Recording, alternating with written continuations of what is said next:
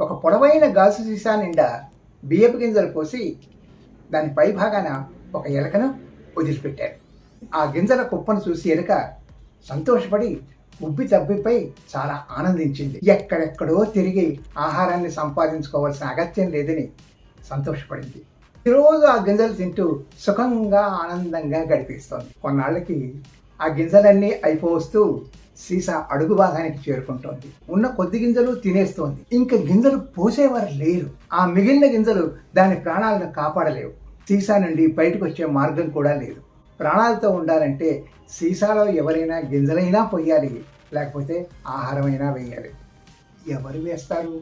అందుకే ఉచితంగా ప్రభుత్వాలు ఇచ్చే తాయిలాలపై ఆధారపడకుండా జీవితాలు గడపండి. మీ నైపుణ్యాలు, సృజనాత్మకత పెంచుకుంటూ ఆర్థిక స్థితిగతులను మెరుగుపరుచుకొని ఆనందంగా, ఆరోగ్యంగా, స్వేచ్ఛగా జీవించండి.